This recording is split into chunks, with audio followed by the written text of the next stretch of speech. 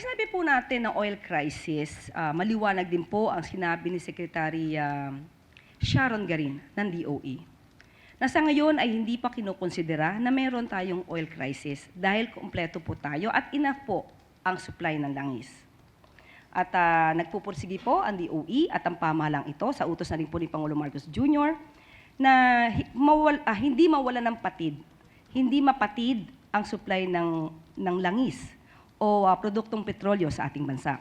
Sa katunayan, sinabi po ni Secretary Garin na mayroon na pong negosasyon patungkol sa 440,000 barrels ng fuel. At sa susunod naman po ay mayroon 600,000 barrels na maaari po tayong maangkat. Ang sinasabi po natin na wala pa po at hindi po pa dinideklara na mayroon tayong oil crisis dahil nga po sapat ang supply sa ngayon. Most probably, according to Secretary Sharon, ang nagkakaroon lamang po ng issue ay tungkol sa presyo. Dahil alam naman po natin kung ano ang nangyayari na krisis sa Middle East.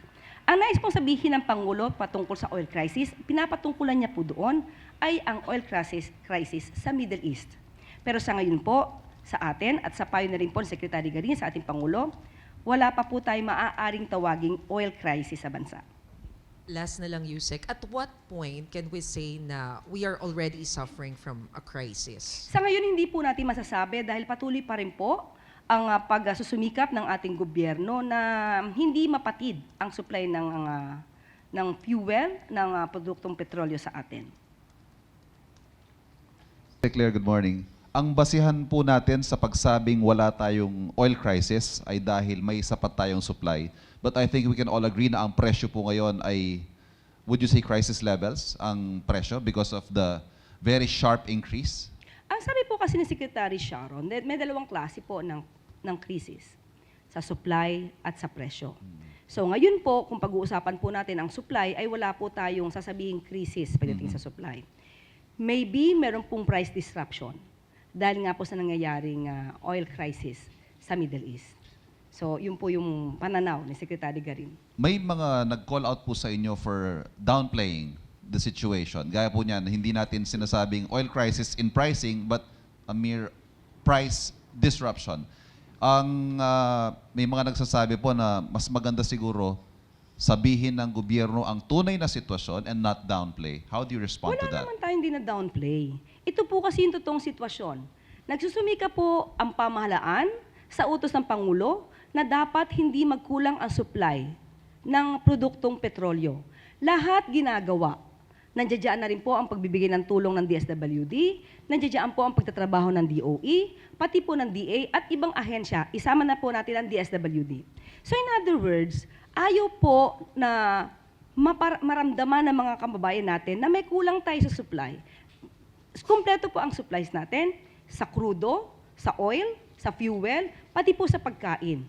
So, siguro po kung ikukumpara sa ibang bansa, mas napagbibigyan po ng atensyon ng Pangulo na dapat na ang mga kababayan natin, kahit presyo po ay tumataas dahil nga po ito ay dulot ng sigalot sa Middle East, gusto niyang iparamdam ng Pangulo na kaya ng gobyerno, nandiyan ang gobyerno para sa taong bayan, at hindi po pababayaan ng Pangulo at ng gobyerno ang mga nararanasan natin. Pero, katulad ng sinabi niya sa kanyang mensahe, tayo po ay magtulungan. Kung may kailangan matipid, kailangan magtipid. Hindi po kasi natin mapapasubalian. We just cannot ignore the issue that there is really crisis in Middle East. At nagiging parte po tayo dito, kahit hindi man natin gustuhin, talaga pong maaapektuhan tayo. That's the reality.